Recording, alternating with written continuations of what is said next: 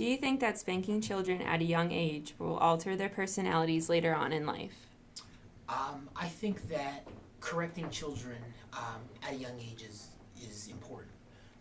The way we develop those routines in children, I believe, carries lasting impressions, and at times physical prompts or corrections are necessary to teach a valuable lesson. When is the appropriate time to spank a child? Well, there's the incorrect time to spank a child is when you're angry. I don't believe you ever spank out of anger or frustration. I believe that the only appropriate time to spank is when you've gone through other options and and there's a very serious consequence or a lesson that needs to be learned. Um, I believe that in those times spanking can be appropriate for young children, but it more than spanking is the teaching, the sitting down and processing the event with the child. For example, with my daughter, when she's about to do, or I have a 2 years 8 month old daughter, and when she's about to do something that's very dangerous, that can hurt her. And she's been told and she chooses to disobey and to do it anyway. At that time, spanking can be appropriate, but it's the teaching that goes along with the spanking that's quite honestly more important than the physical correction.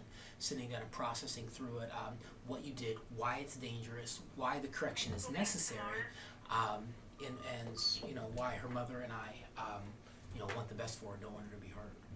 Do you think that spanking can alter a child's cognitive development?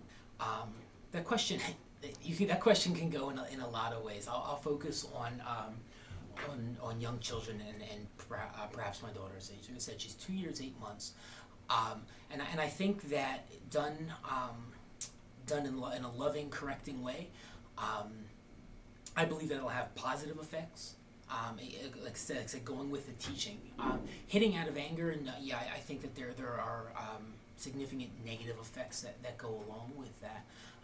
But administering a stern physical correction when it's necessary, I don't believe that it will stun a child's development if it's done, like I said, at a young age. There does come a time though that spanking is no longer an appropriate option for children.